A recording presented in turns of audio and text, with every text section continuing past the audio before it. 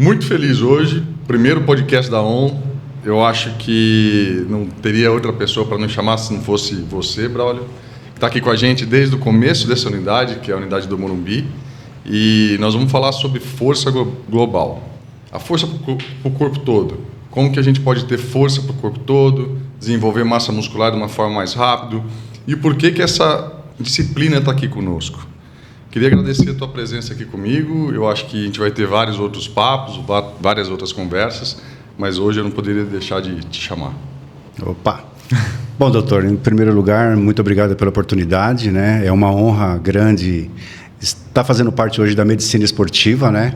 Porque normalmente o pessoal da educação física ele veio meio que distante da medicina, mas hoje está tudo mais integrado, né? Medicina, reabilitação, habilitação, e fico muito feliz de ter sido convidado e poder colocar um pouquinho sobre meus conceitos, sobre o que eu penso e sobre minha experiência. Muito obrigado. Eu acho que hoje é o primeiro de vários, a gente vai ter outras oportunidades de conversar um pouco mais sobre o que a gente faz, que eu acho que o público-alvo nosso é um público que precisa de saúde, longevidade. Alguns são atletas, outros não, independente de ser atleta ou não. O nosso modelo é integrado em algumas disciplinas e a tua disciplina, na minha opinião, é uma disciplina que faz com que as pessoas cresçam músculos pelo corpo. Perfeito. Esses músculos são músculos esqueléticos, tanto do membro superior quanto do membro inferior. E, basicamente, a indicação dessa modalidade, dessa disciplina, é não perder tempo para produzir músculo. Perfeito. Se você faz um movimento com o braço ou um movimento com o outro, você perdeu um tempo de fazer os dois ao mesmo tempo, mais ou menos isso. E não só isso, a gente conseguir trazer um pouco mais de carga, de peso. Perfeito. Então, a indicação para essa disciplina é uma indicação para produzir massa muscular, para fazer com que o músculo aumente e cresça osso ao mesmo tempo. Então, o tratamento de osteoporose é muito bem-vindo para essa disciplina. O ganho de massa muscular para a diminuição da diabetes. Sim. E a diabetes para mim, um estado que chega no paciente porque ele perde massa muscular e não porque ele come mais. A famosa sarcopenia, né? É a sarcopenia, que é o nome dado a essa perda de massa muscular. Então, o diabético, o paciente com osteoporose e também as outras o hipertenso, né? O hipertenso, que aumenta a vascularização em todo o corpo, diminui a pressão arterial. Ótimo. E são indicações para tratar doenças, não só para fazer a manutenção. Eu queria saber de você, porque a gente precisa tirar um pouco desse paradigma do treinamento de força global em relação a agachamento, por exemplo. Qual que seria a técnica, a forma de agachar da melhor forma possível? Aonde fica a barra? Que jeito que a postura é melhor? Evitar dor nas costas para o agachamento? Como que a gente poderia caracterizar isso no teu conhecimento hoje do agachamento, não só do powerlift, quanto do weightlift? Bom, doutor, vamos colocar duas situações, né? É importante que o profissional que vá acompanhar essa primeira etapa do agachamento, que ele tenha uma observação mecânica do corpo humano. Então, desde o momento em que você regula a altura do cavalete para você tirar essa barra, se essa barra vai ficar muito em cima, muito embaixo do trapézio ou em cima dos posteriores de ombro, você tem uma relação de pressão na sua coluna. A distância dos pés, posicionamento do quadril, se o joelho vai para fora, se o joelho vai para dentro, tudo isso tem que ser observado pelo profissional. Então, vamos lá. Se você tem uma barra alta, que a gente chama de high bar, você tem uma ação muito maior nos eretores da coluna. Se você tem uma barra nas costas. Barra nas costas, isso. E o que é importante dessa barra nas costas? Que essa pessoa que vai fazer o movimento, ela consiga ter um posicionamento e fazer uma adução da escápula. A adução da escápula posterior, que é a pronação da escápula. Exatamente. Trazer o ombro para trás. Perfeito. Para servir como se fosse um suporte da barra. Isso. Então, a barra não fica no pescoço. Não, e ao mesmo tempo ele está fazendo força com as mãos, com os flexores. Então a gente já começa a conotar aquela situação da força global. Então ele já começa a força pela mão na barra. Pelas costas. Trapézio, exatamente. A cintura escapular dele tem que estar muito bem ativada. A coluna torácica dele também tem que ter boa mobilidade, senão ele não consegue agachar. Extensão de coluna torácica. Exatamente. E aí tem a questão da parte da lombar, que é o grande medo, que é normal as pessoas terem medo de agachar, porque talvez ninguém ensinou uma mecânica muito bem estabilizada. Nós utilizamos normalmente um banco para que a pessoa entenda que qual a condição normal sua anatômica e você sentar numa cadeira. Então, dali a gente vai fazendo as progressões. Então, a distância... Começa sentado, depois vai fazendo. Você pode começar a 90 graus, você pode começar um pouquinho abaixo, vai depender muito de como você avalia a mobilidade de tornozelo, principalmente, de quadril, de lombar e de torácica. A mobilidade completa do corpo. Fiquei claro a explicação? Sim, ficou claro. Eu acho que a mobilidade do tornozelo, do quadril, da coluna torácica e lombar, ela é super importante para a melhor posição do agachamento. Perfeito. E sempre a barra está um pouquinho mais atrás, na região da espinha da escápula bilateral. Perfeito. Para que essa barra não faça força na tua coluna cervical. Exatamente. E você não traga isso. Essa posição do braço um pouquinho mais pronado já faz força para levantar, né? Exatamente. Então, por isso que fortalece também a coluna lombar e a torácica nesse tipo de exercício. E é interessante, doutor, porque assim, as pessoas pensam que o agachamento, ele só vai fazer força nas pernas. Não. Ele começa a força de cima, é como um prédio. Então, você sobe, lá em cima, se você não tem uma base no meio, ele cai. Então, toda essa base de força, ela é dividida, né? Quando, por exemplo, você fazer um overhead squat, que é um agachamento com a barra em cima da cabeça, que é pouco praticado, até a gente entende, porque não são todos os profissionais que conhecem até sobre como realizar o exercício. Mas é um exercício que descompressiona a coluna. Então é excelente para quem tem dores na coluna, que é um agachamento overhead, uma barra acima da cabeça. Eu faço essa analogia para os pacientes, sabe? É? Às vezes os pacientes vêm comigo, mas eu vou fazer agachamento para dor na coluna. E eu faço uma analogia entre o pé descalço. Perfeito. O pé descalço, tem gente que anda muito descalço e tem calo na sola do pé e tem o pé um pouquinho mais cascudo, né? Sim. E eu falo que o agachamento cria casco no disco, cria calo no disco. O disco fica mais forte porque você faz esse fortalecimento em prédio, como você disse, em andares, tanto de superior até a lombar. Perfeito. Fazendo com que o disco ganhe um pouquinho mais de estrutura e essa estrutura calcifique ele, criando o calo como é o pé descalço, entendeu? Eu faço essa analogia para os pacientes para eles entenderem que o agachamento não é um problema, não. Principalmente para quem tem dor lombar, ela é a solução. Sim. Então, você explicando um pouco mais sobre a técnica de como fazer, tem gente que tem um fêmur um pouco maior, que é um pouco mais alto. Sim. O quadril tem que ter mais mobilidade para fazer esse agachamento. Sim. Então, são posições que a gente precisa... E tem um detalhe, além disso, todos esses detalhes que foi muito bem explanado por você aí, tecnicamente, que quando a pessoa consegue ter uma ótima mobilidade, uma extensão e flexão do músculo adutor, do músculo quadríceps, vasto lateral, que são os músculos da frente da coxa, ele consegue agachar mais profundamente. Então, o glúteo dele é mais solicitado, tanto o glúteo mínimo, médio e máximo.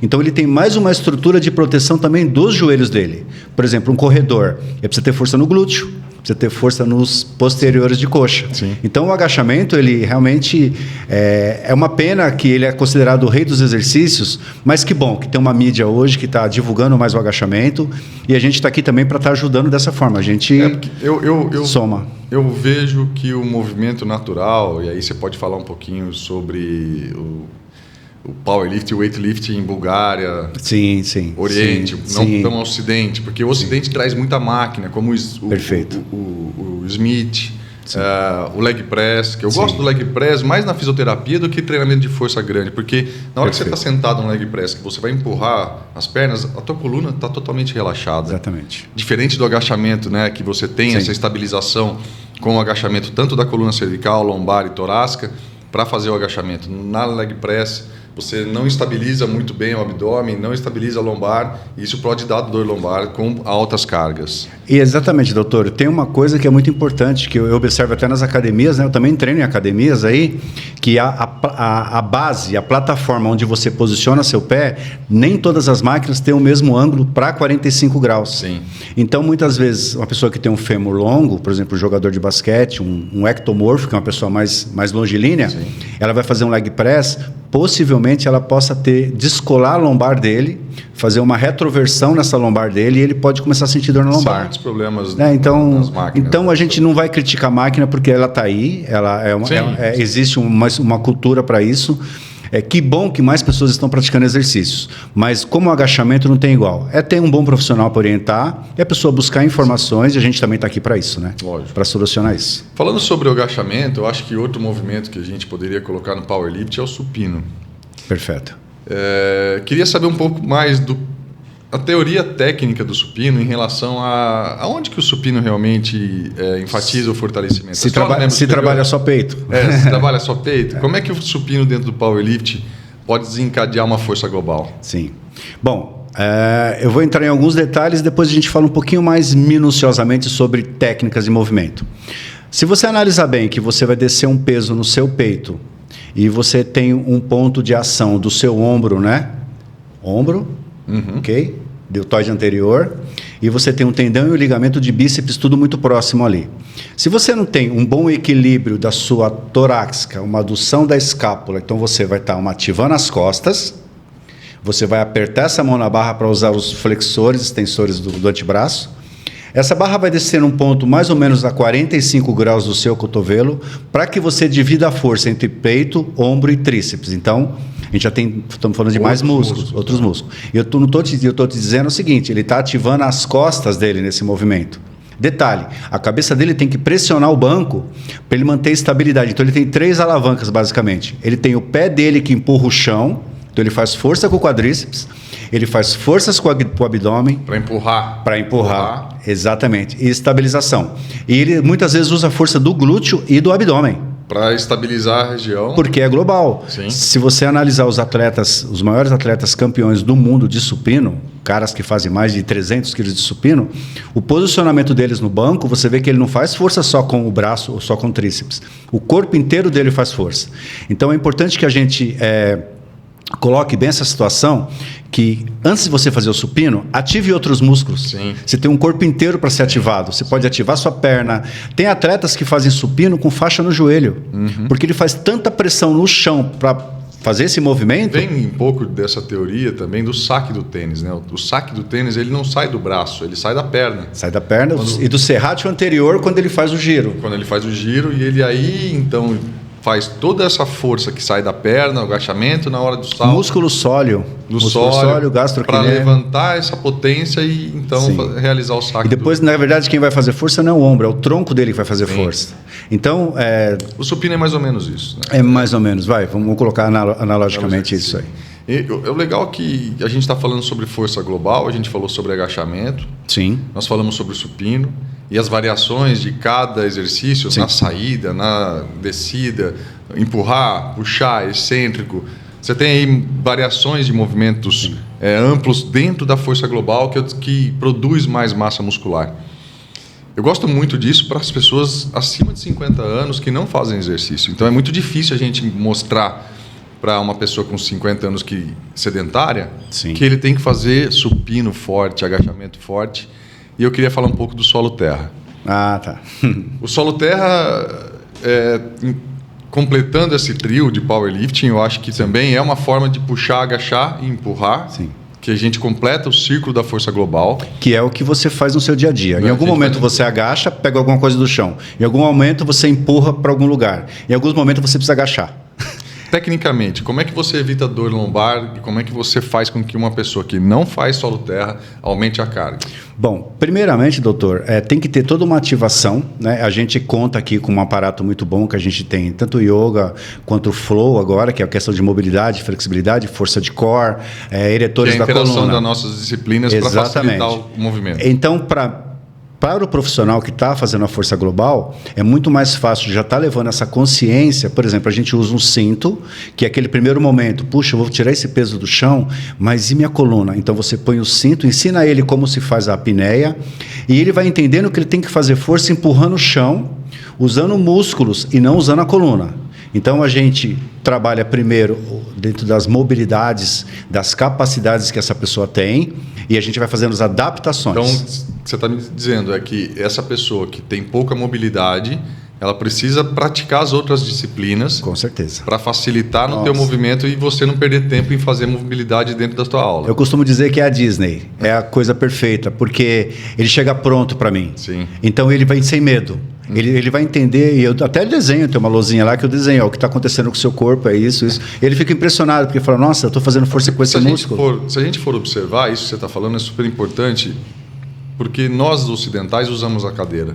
Sim. O ato de cócoras, para quem tem filho pequeno, até de 2 anos, a criança fica brincando de cócoras horas no chão, né? Um adulto de cócoras no chão, principalmente um ocidental, uma pessoa que mora do lado de cá do mundo, ele não consegue ficar de cócoras por tanto tempo. Perfeito. Já um oriental, que é um cara que come no chão, vai no banheiro, fica de cócoras. Sim, sim. O indiano, por exemplo, que fica em cima do muro com um pé só de Eles cócoras. ficam batendo papo, até jogando baralho. Jogando baralho de cócoras. E é um ato natural que a gente perdeu, né? Sim. E eu acho que, trazendo um pouco das disciplinas de mobilidade, como, por exemplo, o flow, que o próprio falou, Sim. o próprio yoga, o pilates, que treina um pouco de abdômen também, que é importante para colocar a caixa Sim. abdominal forte para fazer o agachamento e não ter dor lombar. Isso é muito Sim. importante para o teu padrão. Enquanto a altura das barras no solo terra, diminuindo a altura, aumentando a altura, como é que isso influencia? Bom, influencia principalmente, por exemplo, quando eu recebo o diagnóstico de um aluno, de um membro, né, de um paciente nosso, que ele tem um tipo de lesão, né? Aí a medicina esportiva, a gente já conversa antes isso, né? Então ele fez alguns testes de força, algumas coisas que ele já chega meio que pronto para mim tomar alguns cuidados. Então, por exemplo, exercício de stiff, para quem chega com uma lesão, está se recuperando, nós não passamos, porque o stiff ele é extremamente meticuloso, excitativo, e para você ganhar consciência do stiff, você tem que ter um posterior de coxa e um glúteo já muito forte de quem pratica uma atividade. E na ciática, o stiff, para mim, é prejudicial. Exatamente. Então a gente trabalha primeiro com vamos dizer assim, é sempre com superávit de altura. Então ele começa com 75 graus a coluna, e a gente vai abaixando o caixote, e vai esse caixote mais baixo, baixando a barra, mas aí tem influência do tornozelo dele. Vamos voltar lá no agachamento. O tornozelo dele vai influenciar o tipo de sapato que ele usa, né? O posicionamento dele, do peitoral dele, da posição dele, se a mão pronada ou supinada ou mista. Então tudo isso eu vou identificando no aluno. E ele não começa com carga alta, ele começa com a barra técnica. Ele precisa entender aonde que ele tem que fazer força. E, naturalmente, aqui nós temos 100% de reabilitação. Aliás, jeito até para a habilitação. Temos o caso do Rubens, que hoje o Rubens já faz um snatch com quase 30 quilos. Ele agacha com 100 quilos. E ele faz um supino com 100 quilos. Um cara que chegou com um diagnóstico de hérnia de disco, ou cirúrgica. Exatamente. Ele falava para mim assim, Braulio, quando eu chegava na China, eu já procurava massagista porque eu não conseguia sair da cama. Hoje ele pega o avião, desce, carrega a mala dele, puxa a mala. Eu falei, então, Rubens, você fez um investimento na prevenção e longevidade. Então você vai envelhecer muito melhor do que se você não estivesse fazendo exercício. E ele é uma pessoa que ele conversa com as pessoas aqui no dia a dia, e ele é uma testemunha verdadeira.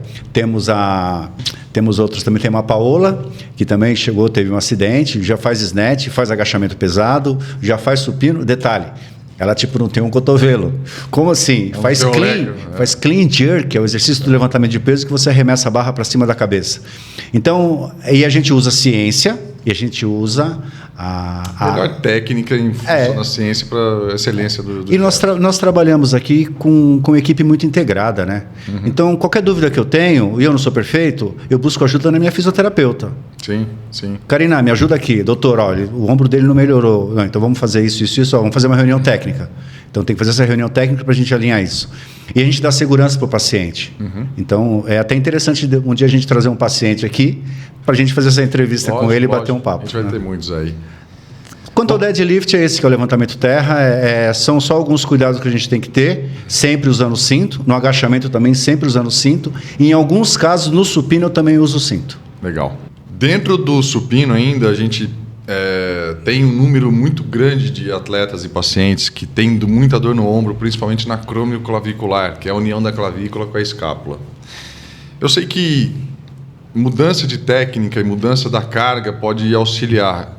Me conta um pouco, Braulio, como que a mudança da técnica no supino pode auxiliar e diminuir o número de dores no ombro aí? Bom, então vamos pensar num equilíbrio de forças quando você faz supino. Vamos pensar que o supino, na verdade, ele acaba sendo multiarticular, porque você usa ombro, cotovelo e punho. Basicamente, estou falando só dessa parte. Quais são os músculos que você usa que você pode dividir essa força na fase excêntrica, quando a barra desce no peito. Quando ela está descendo. Isso. E qual é o problema maior que você tem? É que quando você está a 90 graus, você expõe muito os ligamentos e tendões do peitoral e do bíceps, não só do peitoral. Quando abre muito o braço. Isso, quando você fica a 90 graus. Sim. E a gente vê que as pessoas, né, por não terem esse conhecimento, elas acabam copiando de um fulano, de um atleta, só que esse atleta ele tem uma base neuromuscular já de muitos anos. Às vezes ele faz com uma carga, por exemplo, de 50 quilos, mas o supino dele é 250. Então, para ele, aquilo dali é tranquilo. Mas para quem está praticando o exercício, a parte técnica é adução escapular, cotovelo a 45 graus, a barra desce basicamente em cima do osso externo. O cotovelo não pode estar 90, então a 45 graus. E flexão, adução. Isso. Punho sempre fechado na barra, apertando a barra e desce na excêntrica bem controlado, fazendo uma ativação das costas. Quando você empurra essa barra, você não pode tirar esse ombro do banco. Então, quando você faz essa ativação, você vai usar basicamente peitoral e tríceps. Sim. Então, essa é a técnica mais segura para o supino. Agora, tem uma coisa antes. O que você usa no supino? Então, você tem que aquecer o antebraço, aquecer o bíceps, aquecer o tríceps. Manguito rotador. Manguito rotador. Toda a parte da escápula que você usa, o músculo do trapézio que você fixa sua cabeça no banco. Então, você tem aqui, sabendo que sai 31 par de nervo aqui que ramifica pelo corpo. Então, como que isso aí tem que ser ativado? Lembra no comecinho que eu falei? Você faz força com a perna, força com a cabeça e força com o glúteo e muitas vezes com o abdômen. E depois o que vai entrar? Força de antebraço, bíceps, tríceps, os deltoides anterior basicamente e deltoide lateral. O posterior ele faz como se fosse uma almofadinha no banco. Então você desce no posterior e faz aquela almofadinha. Tão importante trabalhar o músculo da cintura escapular, que basicamente é o deltoide posterior, que pouca gente faz essa ativação. Não só essa ativação, mas ter ela como no treino. Detalhe, não se faz só o supino e acabou o treino. Por que você não faz uma série de aquecimento, faz uma série de manguito, faz uma série de supino, uma série de manguito? Então você começa a ganhar essa cultura de trabalhar internamente essa articulação. Por quê? É extremamente complexo o ombro, né? Assim como o joelho também não é tão simples. Uma vez lesionado, as lesões, as operações não são tão fáceis de recuperar assim. Foi claro, doutor? Sim, o grupo de tendões profundos do ombro diferem das outras articulações porque o ombro é exposto, né? A cabeça do húmero não é locada dentro de um osso, ela é exposta. Certo. Então, os músculos que estabilizam o braço. Por isso que tem pessoas que tiram o ombro do lugar, mas não é fácil tirar o quadril nem o joelho do lugar se a energia não for muito grande do trauma. O ombro é mais fácil. Mas as lesões do ombro, elas acontecem muito no supino por erro de técnica, e eu vejo muito isso. Então, minha pergunta para você, você respondeu muito bem, em relação à posição do braço, um pouco mais 45, estabilizando a escápula posterior, isso. Fazendo com que a descida controlada um pouco mais baixa, abaixo do mamilo, isso ajuda a não ter as lesões do ombro. Perfeito. Isso é muito bom. Perfeito. Eu queria falar com você, isso a gente falou sobre força global, a gente tratou muito sobre powerlifting, e você sabe que eu gosto muito do weightlifting, eu tenho uma história com weightlifting, com levantamento de peso olímpico, você sabe disso, eu tenho hérnia de disco lombar e eu procurei tratar minha hérnia de disco lombar. Eu tenho protusão discal também. E a gente tenta tratar essa hérnia fazendo um calo no disco através do treinamento de força com powerlifting e eu trouxe o weightlifting conhecendo pessoas do alto rendimento que trabalham com isso e eu tratei algumas pessoas do alto rendimento e eles me ensinaram um pouco, como você sempre me ensinou, sobre como fazer o weightlifting, o benefício do weightlifting como o powerlifting. Né? E seguro, né? Seguro. Muitas repetições com muita carga não combina. Então, eu acho que eu gosto do CrossFit como, por exemplo, como uma entidade de um esporte, como futebol, como vôlei, como basquete. Sim.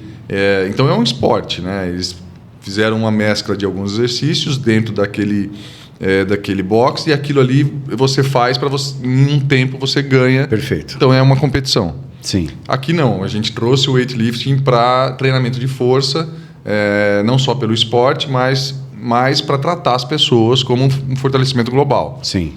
E o que eu mais tenho visto para mim hoje, o controle que eu tenho da musculatura da lombar, para tirar a barra e trazer para cima no snatch, Para tirar a barra num clean e clean. trazer para cima, nós temos que ter um guindaste posterior, né? Aquela Perfeito. coisa de trazer o corpo para trás. Você Perfeito. sempre fala, bota a cabeça para cima, Extensão. joga o corpo para trás. Extensão A gente da coluna. faz isso, né? Sim. E fazer isso com peso na frente, com a barra, potencializa demais a musculatura lombar. Então, hoje eu tenho consciência da minha musculatura lombar pelo weightlifting e eu acho que isso que trouxe benefício para minha vida. Sem falar no glúteo, sem falar na posterior de Transverso coxa, do abdômen, oblíquo e todos os outros músculos. Perfeito. Agora eu queria saber de você, quanto tempo um cara consegue, pela técnica ser difícil, puxa, presta atenção para frente, agacha, quanto tempo uma pessoa consegue fazer e começar um weightlifting, por exemplo? Aprender? Aprender. Vamos colocar 12 semanas, 3 meses. E a gente tem alguns casos que é até mais rápido, tipo na 4ª aula, eu fico impressionado, porque essa pessoa já vem com histórico motor de outras modalidades. Então, quem vem de outras modalidades, principalmente futebol, handebol, vôlei, basquete, não vai ter tanta dificuldade em fazer essa locomoção da barra. Porque aquele cara que você coloca para jogar e o cara joga. Exatamente. Então, e aí... Agora, a pessoa que está iniciando, a gente quebra os movimentos, a gente vai fazendo pedagogicamente, a barra até o joelho, até o quadril, até o peito, para cima da cabeça. Aí vai trabalhando... Na verdade, assim, como a gente trabalha dependendo do tipo de pessoa, do indivíduo que vem, do tipo de lesão dele, ele vai aprender o weightlifting de acordo com o tipo de lesão que ele tem. Então, eu tenho que deixar ele forte, toda a parte articular dele, a saúde articular dele, eu tenho que deixar... O powerlifting ajuda o weightlifting, né? É isso que Sim. Por exemplo, se você for ver que toda a cadeia posterior de agachamento... Só para o pessoal entender, eu acho que o powerlifting, para todo mundo entender, agacha, empurra e puxa. O weightlifting é potência, é velocidade. Velocidade. Tira a barra do chão e joga ela mais rápido que se puder em cima da cabeça. É o levantamento. Basicamente é isso. Exatamente. Que é o que foi formado em WF em 1900. E você vê que nós temos até a categoria Master 4, que é acima de 70 anos hoje. Você imagina, se um homem lá na Europa tem 70 anos e ainda levanta peso, esse cara possivelmente não deu nenhum problema para o governo em questão de saúde. Ou se ele fez apenas uma parte preventiva. Então é um esporte que a força global, como você citou muito bem, nós temos, você pode me ajudar, artérias, arteríolas, veias, tem mais outras... Sistema linfático. Então, tudo isso são pequenos corações dentro do nosso corpo. Sim. E quando você faz força, todos eles ajudam o grande coração. Sim. Então você tem toda essa divisão de tarefas ali, que elas colaboram entre si. E o fato de você se desafiar. Eu acho que o ser humano ele precisa voltar a se desafiar, ter esse amor. Falar assim, não, mas eu consigo fazer isso. O cara faz, eu também consigo. Pô, ele tem 2 braços, 2 pernas. Tem gente que não tem e ainda consegue fazer, tem os campeonatos paralímpicos, né? Sim. Então, doutor, o que eu enxergo é assim, o cara que é atleta, ele vai ter esse benefício pro resto da vida dele, ele nunca mais vai esquecer. Aquele que aprendeu é igual andar de bicicleta. Também não vai esquecer. Lógico, em níveis... Você acha que um cara que faz assim, por exemplo, durante um tempo e para 2 anos, 3 anos, ele volta... Eu acho que ele não consegue, acho que ele não consegue parar 2 anos. Ele pega uma paixão porque ele vê um resultado muito rápido para locomoção. A gente vê os competidores de weightlifting, as italianas, as mulheres italianas. Nossa, as mulheres estão dominando. E assim, que bom, né? Uma puxa de uma oportunidade tão grande, porque as mulheres sempre foram meio que colocadas de lado nos esportes, né? E aos pouquinhos elas estão... E tem mais, o desafio delas é maior, porque elas têm que se provar muito mais por dentro delas. A sociedade, ela cobra muito isso, a gente sabe disso. Mas eu fico muito feliz quando eu vou num lugar... Bastante por isso, eu brigo por isso. E vejo as meninas jogando os pesos para cima, eu vou bato palma e falo, caraca, jogar 100 quilos para cima da cabeça, tem gente que vai morrer e nunca vai fazer isso. Então, assim, é uma coisa muito bacana. Então, para o atleta, isso é o benefício para o resto da vida dele. Para quem está iniciando, vai descobrir uma modalidade onde vai ter ótimos benefícios para a saúde. Eu acho que é interessante você separar essas duas questões, porque o atleta vai jogar os 100 quilos para cima. Como é que você faz para uma pessoa que não é atleta e que não consegue ter carga, não consegue desenvolver carga agora no começo, e que ela vai evoluindo aos poucos? A gente tem material diferente, como é que funciona isso? A gente tem as barras técnicas, tem as... São mais leves. São mais leves de 5 quilos. Temos os PVC, onde você começa com PVC, que é entender o gesto motor, como que essa barra se transita pelo corpo. Mas nós temos uma coisa mais importante ainda.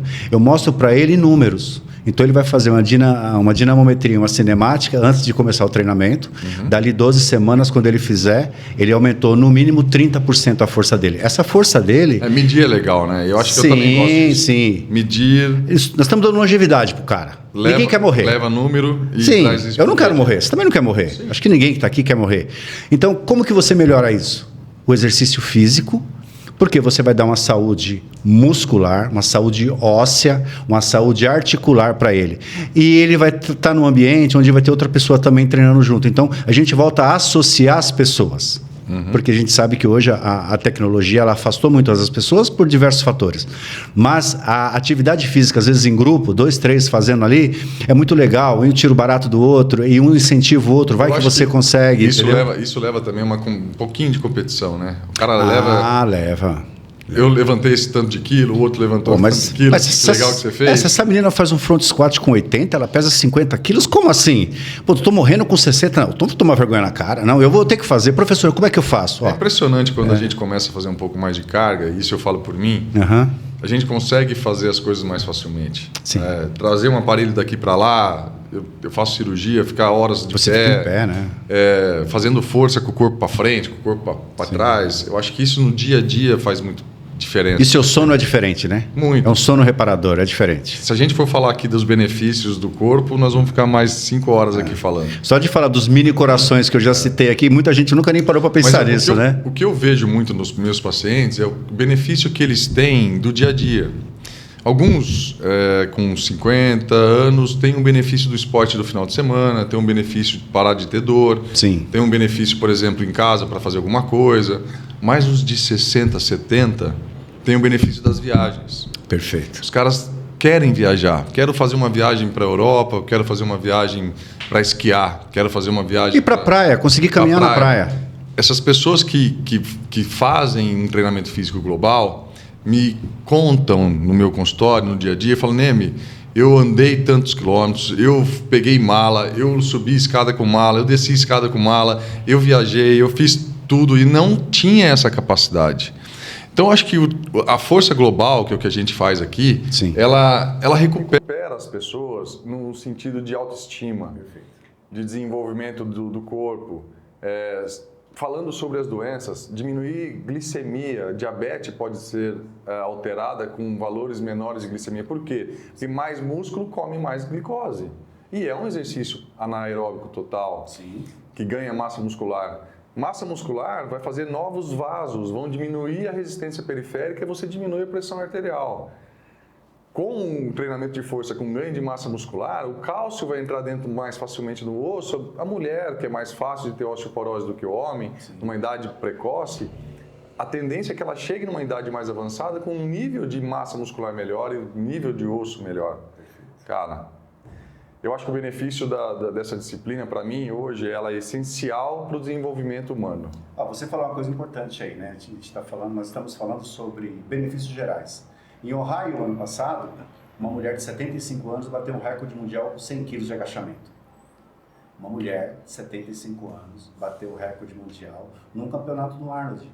Então você imagina para essa mulher, que talvez ela nunca teve a oportunidade, de repente, de ficar no ginásio treinando.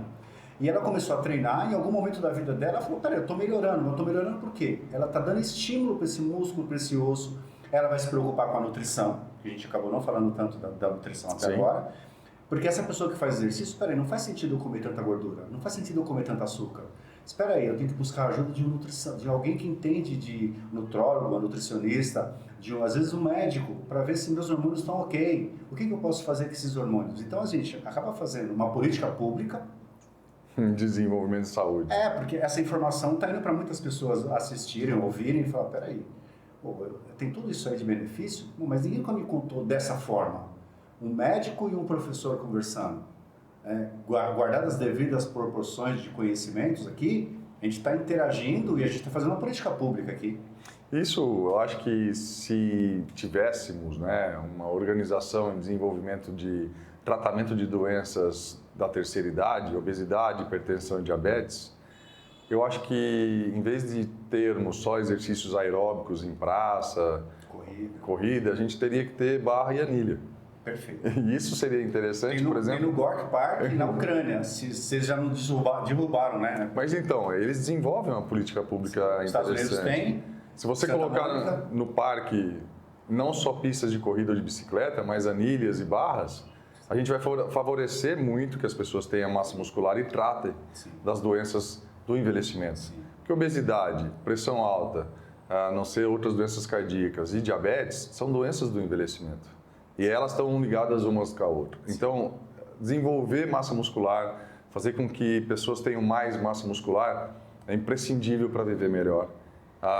Nós temos aqui na ON essa disciplina que a gente começou com esse primeiro podcast falando dela. A gente vai falar sobre a interação das outras, a importância das outras disciplinas dentro do nosso negócio, dentro da ON. E eu queria agradecer muito você, Braulio, pelo dia de hoje. Eu acho que é o primeiro podcast, é o início de uma jornada longa que a gente vai ter para explicar para as pessoas que estão nos ouvindo e vendo que viver melhor depende delas. Sim. Não é difícil.